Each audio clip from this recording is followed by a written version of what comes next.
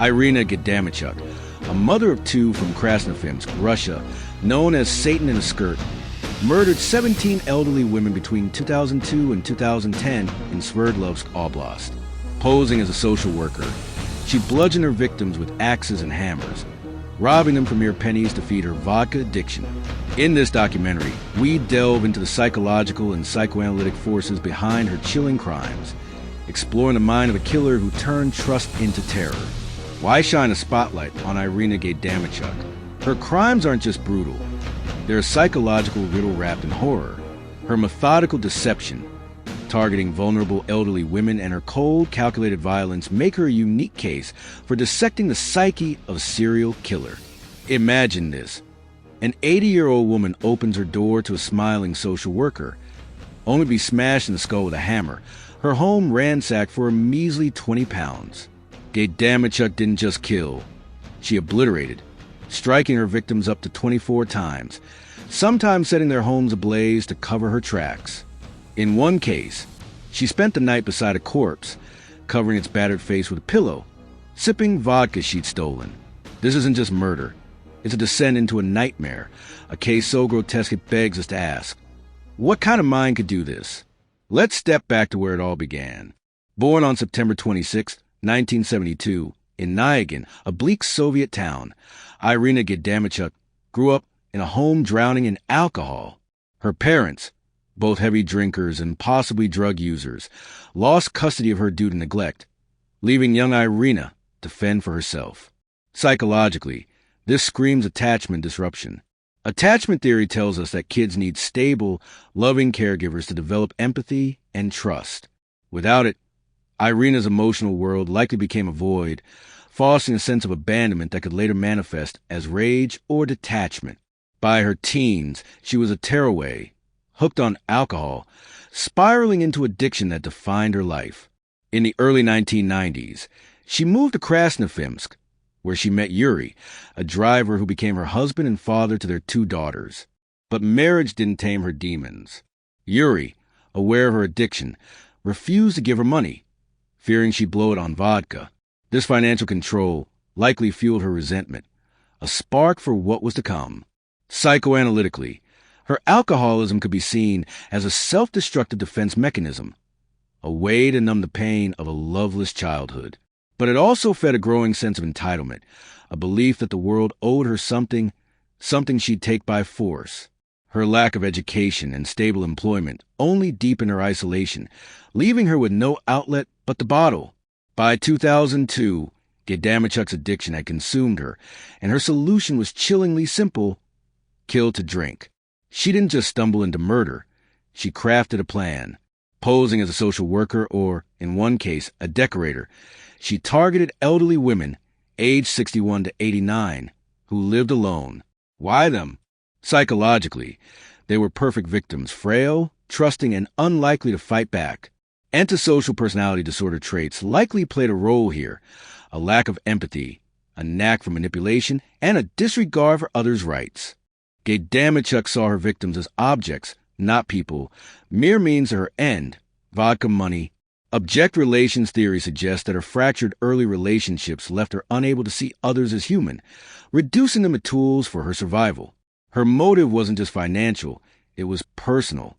She told police, "I hate old women," a raw, venomous outburst hinting at deeper psychological wounds. Projection could be at play. She may have seen her victims as symbols of her own failures or society's burdens, blaming them for her misery.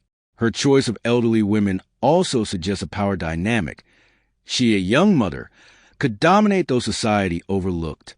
The small sum she stole, sometimes as little as 20 pounds, show her desperation, but also her compulsion. She wasn't killing for wealth. She was killing to feed a beast inside her, one that demanded blood and booze. Picture a quiet apartment in Krasnoufimsk, 2003. An elderly woman, maybe someone's grandmother, opens her door to a polite Irina Gaidamachuk, who claims she's there to check on her welfare. The door closes. Then the horror begins.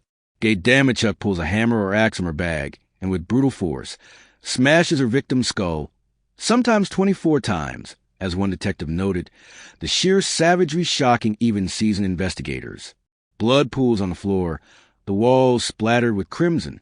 She rummages through drawers, pocketing whatever cash or trinket she finds, sometimes as little as a few rubles. In 3 cases, she sets the apartment ablaze, hoping to mass carnage. One chilling detail. After killing a 76-year-old woman, she stayed overnight, covering the corpse's face with a pillow, as if to erase its humanity, while she drank the victim's vodka. The Times reported a neighbor's account of finding a victim. Her head was like a cracked melon, blood everywhere. Another case involved a Lenin bust as the murder weapon, a grotesque irony in a post-Soviet town. Elena Golovenkina, whose mother was killed in 2002, told the Times, "How could someone kill a frail old lady in such a savage way?" Police were baffled, initially assuming the killer was male due to the ferocity. "I was convinced we were dealing with a man," one detective admitted. How could a woman smash a head with 24 blows? The brutality wasn't just physical. It was psychological, a deliberate desecration of trust, leaving communities in fear for 8 years. Let's dive into Gaidamachuk's psyche. Forensic evaluations at GNTSSB Serbsky found signs of personality disorders, but deemed her legally sane. Antisocial personality disorder seems likely, given her lack of remorse and manipulative tactics. People with SPD often feel no guilt, viewing others as pawns. Her alcoholism, a central driver, wasn't just a habit. It was a psychological crutch, a way to drown feelings of worthlessness. Addiction psychology suggests that substance abuse can amplify underlying pathologies, turning latent rage into violence. Gaidamachuk's confession, "I just wanted to be a normal mom, but I had a craving for drink," reveals cognitive dissonance, a clash between her desire for normalcy and her destructive impulses. Psychoanalytically, her hatred for elderly women could stem from displaced aggression. Freud's concept of projection suggests she externalized her self-loathing onto her victims, seeing them as weak, useless, mirrors of her own perceived failures. Her methodical approach, posing as a social worker, cleaning up crime scenes, shows instrumental aggression, planned violence for a goal. Yet, the excessive blows hint at expressive aggression, a release of pent-up rage. Her ability to charm, even flirting with cops during interrogation, points to narcissistic traits, a need to be seen as desirable, even in custody. This duality, cold calculation, and raw violence, makes her a chilling study in psychological complexity. For 8 years, Gaidamachuk evaded capture, her crimes cloaked by a bungled investigation. Police assumed the killer was male, even suspecting a man in disguise when witnesses mentioned a woman.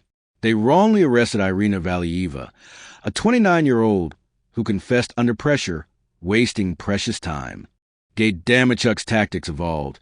She left cryptic notes like, "Be home at 11 o'clock, a social worker will visit," and one scrawled Bob Dylan lyrics at a scene, perhaps to taunt or mislead. She grew cocky, believing she'd never be caught, even targeting people she knew. But in 2010, her luck ran out. Bilbiner Makshiva, an elderly survivor, fought back and reported a female attacker. A neighbor's description of Gaidamachuk leaving her final victim's home, 81-year-old Alexander Povoritsina, led to her arrest on June 7, 2010. Police found a bloodied hammer and DNA evidence, including hair plucked by the survivor. Gaidamachuk confessed immediately, saying, "I did it for money. I needed vodka." Her trial in Ekaterinburg, starting February 2012, was a media circus. Despite her confession, she denied guilt in court, claiming no remorse. On June 4, 2012, she was convicted of 17 murders and 1 attempted murder, sentenced to 20 years, reduced from 25 due to her motherhood, outraging victims' families. Just over a year per murder, one relative fumed to task. As of 2025, she's still behind bars, potentially eligible for release in 2032, a prospect that terrifies many. Gaidamachuk's story is a tragedy of choice and consequence, a descent into moral oblivion. From an existentialist perspective, she embodies Sartre's bad faith, denying her freedom to rise above her addiction and choosing destruction instead. Her victims, stripped of dignity, were reduced to means for her survival, violating Kant's principle of treating others as ends in themselves. Her hatred for the elderly, calling them useless to society, reflects a nihilistic worldview where life has no intrinsic value. Yet, her 20-year sentence, seen as lenient, raises questions about justice. Does prison redeem or merely contain? Her calm demeanor in court, correcting the judge and flirting with cops, suggests a refusal to face her guilt, a final act of defiance against meaning. Her legacy is a wound on Krasnoufimsk, a reminder that evil can wear a mother's face. Philosophically, she forces us to confront the fragility of trust and the cost of societal neglect. If addiction and despair can birth such horror, what does that say about our systems? Her end, locked away, perhaps scheming for release, leaves us uneasy, wondering if the Satan in a skirt will ever walk free again. Close your eyes and see it.